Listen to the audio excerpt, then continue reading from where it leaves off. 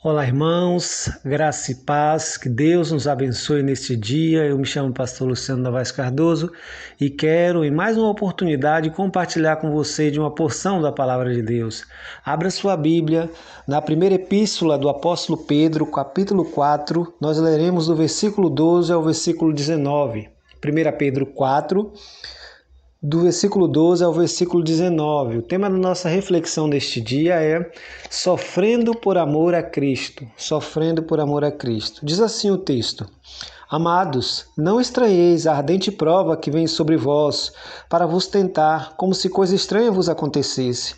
Mas alegrai-vos no fato de serdes participantes das aflições de Cristo, para que também na revelação das suas glórias vos regozijeis e alegreis. Se pelo nome de Cristo sois vituperados, bem-aventurados sois, porque sobre vós repousa o Espírito da glória de Deus.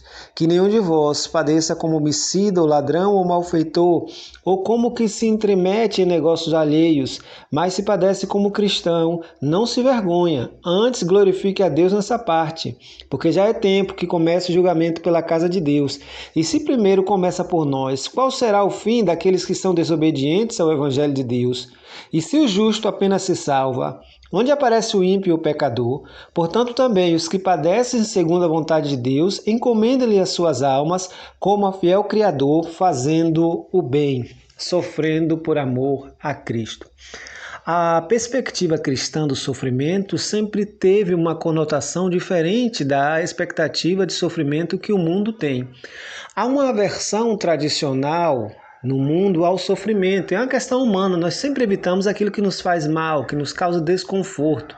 Mas o cristianismo sempre chocou, desde o seu início, os seus opositores, porque o cristão tem, diante do sofrimento provocado pela sua obediência à sua fé, uma atitude diferente. Durante muito tempo, opositores, o próprio Império Romano tentou, por meio do sofrimento, da perseguição aos cristãos, fazer com que estas pessoas desistissem da sua fé, mas deram com burros na água, porque isso, pelo contrário, só reforçava a fé daqueles que estavam obedientes a Cristo sobre o senhorio de Cristo. Nesse texto, Pedro chama atenção para este aspecto.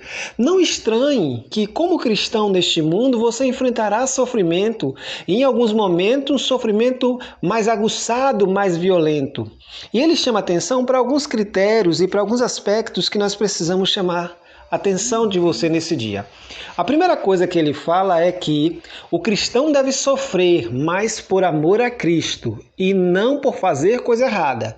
Se você sofre porque vive em pecado, se você sofre porque se envolve em cambalacho, em coisa errada, em negociata, se você sofre por estar mentindo, enganando, trapaceando, este sofrimento não agrada a Deus e este sofrimento é fruto do seu próprio pecado. Isso não tem nada a ver com o sofrimento que vem por obediência a Cristo. Você não deve se alegrar com esse tipo de sofrimento, porque esse sofrimento é oriundo da sua desobediência a Deus.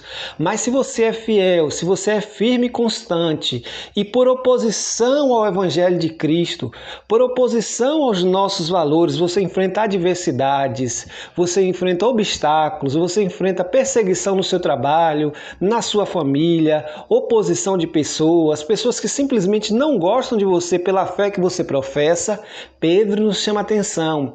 Alegrai-vos nesse tipo de sofrimento.